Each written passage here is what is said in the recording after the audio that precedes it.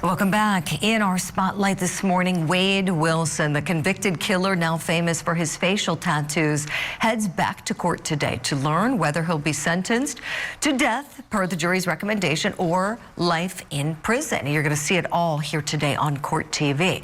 Now, the jury deliberated, recommended death for him for the killings of these two women here, Christine Melton and Diane Ruiz. They are the victims of Wade Wilson back in 2019. He murdered both of them. And while the jury recommended death, it's up to the judge to impose the sentence. And the judge could potentially impose a life sentence. We, the jury, find by a vote of 9-3 that Wade Wilson should be sentenced to death.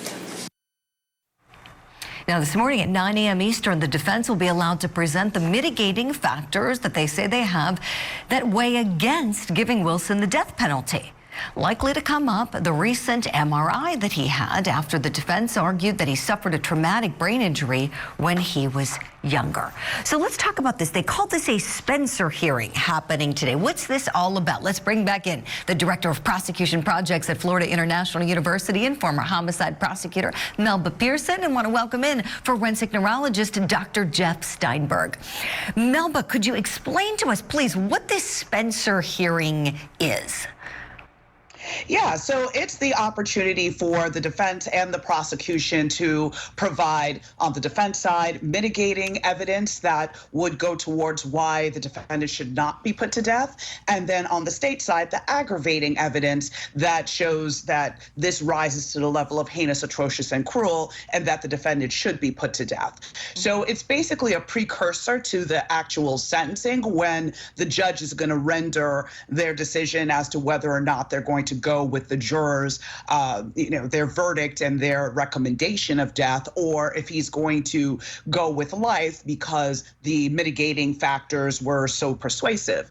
Again, the aspect about having a traumatic brain injury has come into play when we looked at the Aaron Hernandez case, the New England Patriots player who was convicted of murder. And then afterwards, it was found that he did have severe concussions as a result of playing football for so long, which resulted in impulse control. Not that excused the murders, but it can explain. So that is how it can play into the judge's decision as to whether or not to go with life or death. Melba, thank you for that. Okay, so all these factors going to focus on the law at hand and tipping the scales of justice, as we like to say on this show. Let's talk about the science now. Dr. Jeff Steinberg, the testing that was done on Wade Wilson, what could these brain tests potentially show? Well, the MRI, if it's done with the specific software, could show that he has features consistent with traumatic brain injury. There are other tests, like a neuropsychology test, shows his cognitive and psychological profile, which again would show what type of personality he has and if there was any other neurological or psychological issues that could explain his behavior. Okay, appreciate that, Dr. Jeff. Let's play a clip now from Dr. Hyman Einstein, a clinical psychologist who was a defense witness in the trial. Let's listen to a little bit of what he says about changes in Wade Wilson's behavior. They found that there was a dramatic change that occurred in puberty. His mental health changed, his behavior changed. He became reclusive, paranoid, mood swings, very aberrant behavior. He would sometimes think that there are people aliens out to get him. Very concerned about the family, the parents, and he became very disruptive and very, very difficult to manage. Did he start experimenting with controlled substances? Yes. Okay, so Dr. Jeff, back to you. We know that there were some problems with Wade Wilson growing up, but what in these tests or testing that was done, I don't know if it was one test or multiple, I'm not quite sure, I guess we'll find out the particulars today, but what could this scan potentially do in terms of negating the criminal intent that he had? We know he took two women's lives really brutally. I mean, baiting them, making them think that he was a good person to be around, and blindsided them. Do you think there's anything in these tests, I guess the best way to say it, that could be redeeming for Wade Wilson? Well, the MRI in of itself does not exclude or determine a person's personality or behavior. The MRI just shows certain features that would suggest or indicate someone had a traumatic brain injury. The neuropsychology test, which I'm not a forensic expert, but have dealt with this issue, can just tell someone's about personality, but again, doesn't say his behavior at that moment. He's just talking about the behavior in the past.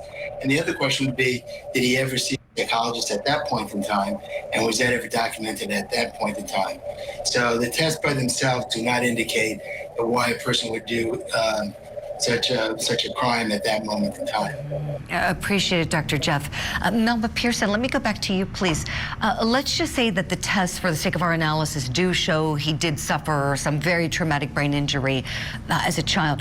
As a prosecutor for so many years, would you be at all concerned if you were these prosecutors on this case that somehow the work of those attorneys and the jurors, could be undone with this test result?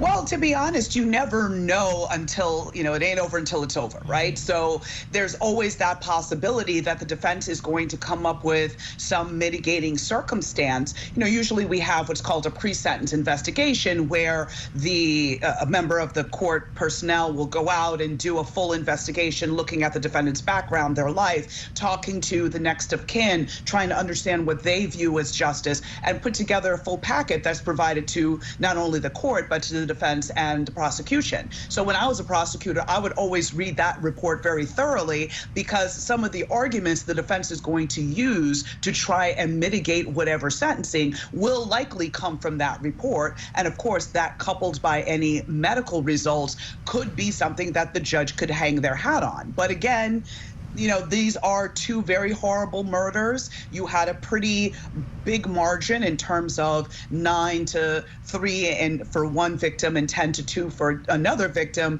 in favor of death. So again, this is a lot to have to disregard from the judge's perspective. So I'd be concerned as always, but I don't know that this would be a scenario where the defendant would end up with a life sentence in prison. Appreciate all of those great points you both made. Melba Pearson, Dr. Jeff Steinberg, thank you both for weighing in on this. We're going to see what happens shortly, 9 a.m. He's going to be back in court.